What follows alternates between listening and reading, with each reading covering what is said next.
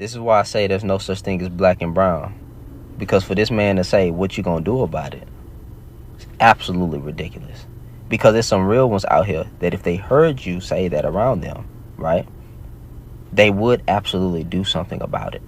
Now here's the problem. You can say whatever you want to say, but there are consequences for saying certain things. My thing is, why do people that's not black want to say this word?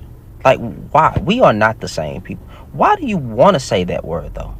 That's what you need to ask yourself. And just because you grew up around black folks doing, I guess you were doing egregious things, right? That don't give you a right to say that word. Like, how would you, I'm not even gonna say that, but if we was to use certain language towards you, would you want us, would you like the fact that we're saying that? And also, here's the thing, everybody want to be black until it's time to be black. That is why black folks are silent with the situation that's going on in America right now. I am slowly coming to the conclusion that being a black in the US is frustrating. It is fatigue itself. Anyhow, this is the issue. This guy, he's known by that Mexican OT and he has over 2 million followers on TikTok. But there are still other people who are saying that we still don't like him. The Mexicans themselves are coming out to say that we don't like him. And it feels like he also doesn't like people. But here's the thing, he was being interviewed by these people. And one of the ladies came out and said that, do you feel like you can say the N word? And he says that, no, I don't think that I can say it, but not because of that. And I'm going to tell you why. Mexican OT and other people from outside of the black community feel comfortable with saying the N word is because people from inside of the community allow it. The reasons why places like the Shade Room are able to thrive with desecrating the black community is because people within the black community allow it. We can complain about people like him saying the N word, but when he had that popular soundbite that was trending and everybody was showing their grills, everybody was using the soundbite. The soundbite of a non-black person that says the N word freely. Nobody had a problem with him then. People will talk about the fact that the Shade Room's founder is somebody who is not black American, but at the same time, the Shade Room has over 29 million followers. They ain't all from Africa. When the Kardashian Jenners spent the bulk of their career cosplaying black women, who was the good portion of people around them? I'll let y'all answer that. And every time that family has a product drop, y'all are outside buying it. So until we as an entirety of a community get very serious about ourselves and about what respect looks like for ourselves and our culture and what disrespect looks like and what we won't tolerate, which includes not supporting, not engaging with, and not tolerating black folks who are in community with people who choose to continuously disrespect us. How much of an argument then do we have to be taken seriously? If you are not black, you cannot use the N-word. I'm an unambiguous Afro-Latina. I am a black woman. And if I had a cousin that looked like Mexican OT Genesis, which I have, if any of them said the N-word, I'm slapping the shit out of them on sight. No ifs, ands, or buts. I'm not even thinking twice about it. And you know why? Because that word was reclaimed by black people. Someone is telling you that something is offensive and you were like, oh, well, what are these N-words gonna do about it? That's crazy disrespectful. I'm not mad at Cleotrapa for asking the question because I feel like Cleotrapa is the only one in that room that had enough cojones to ask. Now, Angela Yee, this is her show.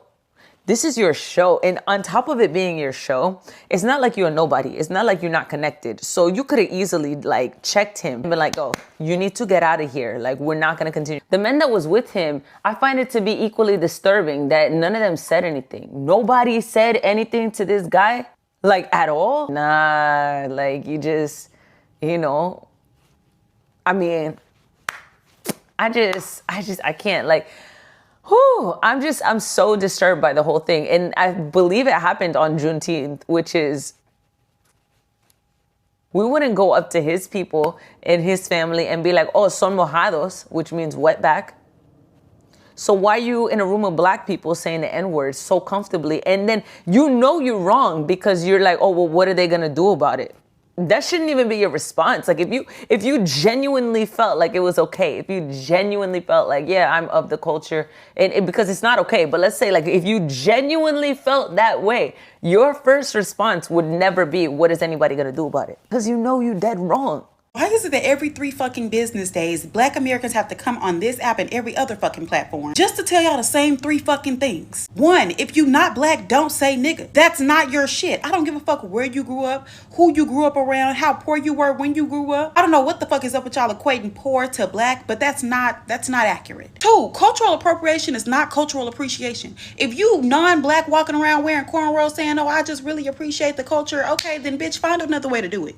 Because at this point, you're damaging your own hair follicles just to fake appreciation. Everybody be like, oh, it's not that deep, it's not that deep, but it is. It is though, because we literally have to have laws passed in order for us not to be discriminated against when wearing our natural hair. Then you roll up with fucking cornrows and everybody think you the coolest guy in the motherfucking office, coolest guy in the motherfucking room. And last but not fucking least, why the fuck is it every time a black American says, oh, well, I'm from America, you're asking, oh, but what part of Africa? Bitch, don't just open y'all mouths to say anything. If you took even a smidgen of a look into black American history, you would understand that a lot of those records were destroyed. We weren't even counted as people when the fuck we came over here in the first fucking place. And I say came over here, bitch, we was dragged over here. Why the fuck would they keep records of where the fuck we came from? In addition to that, they were literally breeding humans, which means that even through a DNA test, we won't get an accurate answer because people from different regions, from different parts of Africa were forced to breed together. So why are we acting like we don't understand that? On top of that, the only fucking records that we did have were drowned under Lake Lanier, burned down in Tulsa, Oklahoma,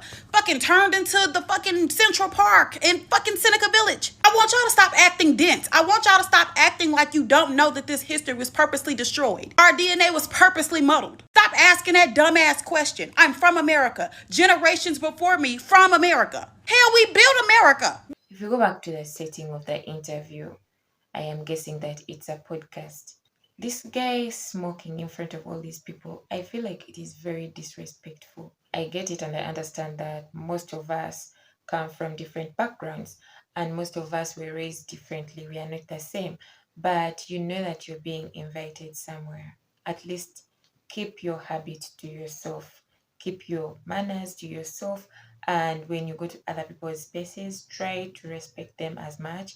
Because when you're seeing in the interview again, these people are not being disrespectful, the black women are not being disrespectful. And he's, answering these questions while smoking, and he's like, what will you do? There's nothing you can do. Even if I said it, I'm not going to say it. I don't feel like saying it. I don't feel that I can say it. But even if I said it, there's nothing you can do. And I think that is what triggered most people. And they're like, no, no, no, no, no, no. That is the problem. When you invite someone to your space and then they try to familiarize with you once, and then you tell them, no, no, no, it's okay, it's fine.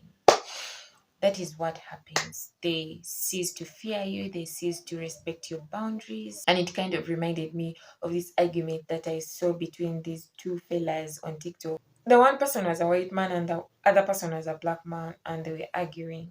The black man was saying that America is not for the whites. You just found good people, people who were good and welcoming, and they welcomed you.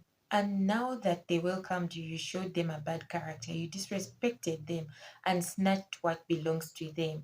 And then this person said that, yeah, that is why we are not being nice to them. He said that that was a lesson for us to learn. If they were that nice and made us feel comfortable to the point of us owning this land, it means that we cannot be nice to them. We have to show them our boundaries. Hey, I wish you saw the comment section, but that is not the point. The point is that every time you don't have boundaries, every time you invite someone who is an outsider and you don't show them to the rules, especially if they break one, trust me, the next time they're going to do it knowing that there's nothing you can do about it.